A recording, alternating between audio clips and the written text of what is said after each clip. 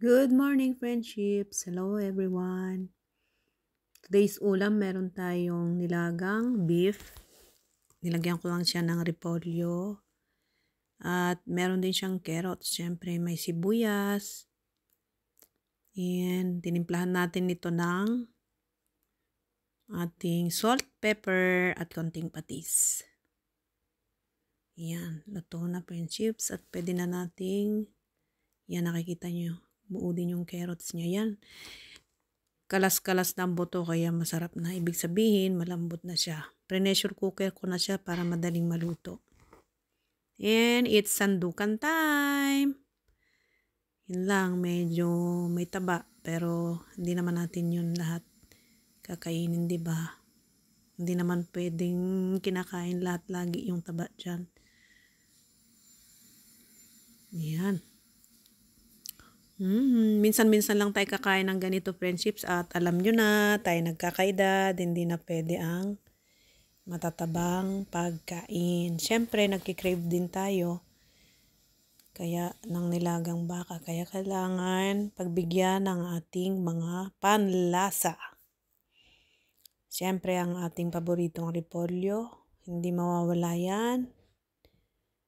Carrots. At ang sabaw na malasa. Lalo ngayon malamig, kailangan nating umigop ng sabaw pampalakas. Ayan. Masarap na to dahil lumambot na yung carrots niya. Dagdagan pa natin ng sabaw.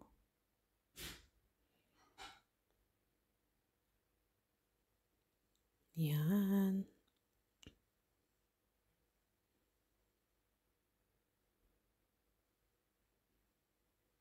Siyempre, sunod dito, titikman.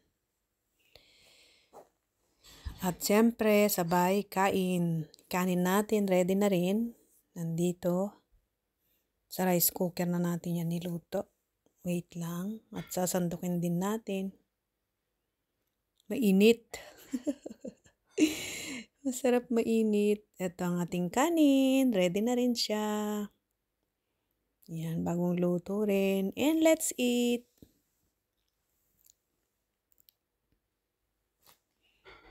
Yan. Maganda talaga pag yung ready na agad din ang kanin, no? Minsan, madalas pala ay nagluluto na rin ako ito ng gabi. Para yung matira, meron na rin kaming ulam ng tanghalian. Yun lang, hindi naman lagi lahat nakakapagluto ako ng gabi, syempre. Depende sa oras na meron ka. Kung busy din, kakasagot ng kung ano-anong sasagutin dyan. Alam nyo na. And eto na, kakain na kami. Yan, kain na tayo, friendships. Let's eat! Yan.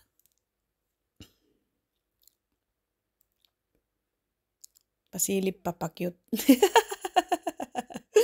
Galing ng trabaho. Siyempre, pray muna tayo. Bless sa ating pagkain. Hingi tayo ng i-bless ni Papa God para pampalakas ng ating katawan. Everyday.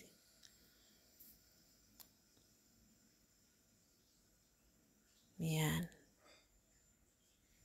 Pag ganun-ganun pa daw ng camera at mahirap i-focus. Para hindi makita yung malaki kong subo. Dito muna sa ating pagkain ni close up. O, diba? Sa ulam ko lang ilalagay. Madaya. And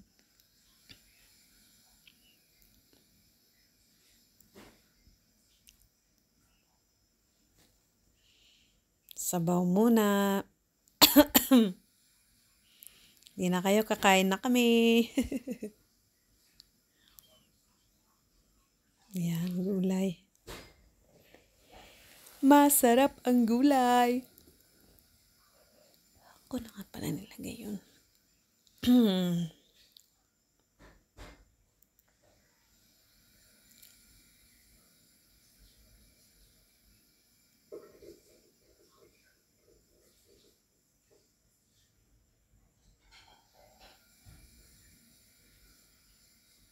Ayan. Ayaw magpakuha. Ayaw magpakuha. Malaki kasi. Hindi ko. Ayan. Kalahati lang munang kinukuha ko. Yan. Kasi. May. Ayan.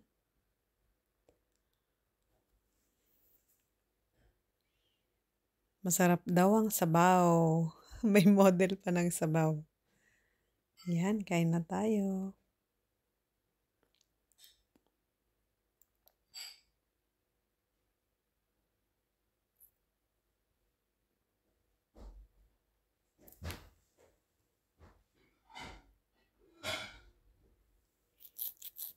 So, thank you for watching, friendships, sa ating mukbang for today. Mukbang ng ating nilagang beef with carrots and repolyo. Ganito lang kasimpleng pagkaluto. And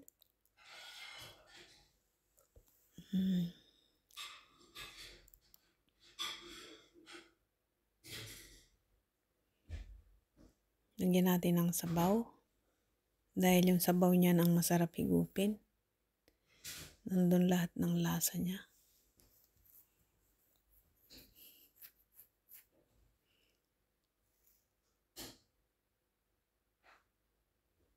Salamat sa inyong panonood at hanggang sa muli sa next videos. Thank you for watching.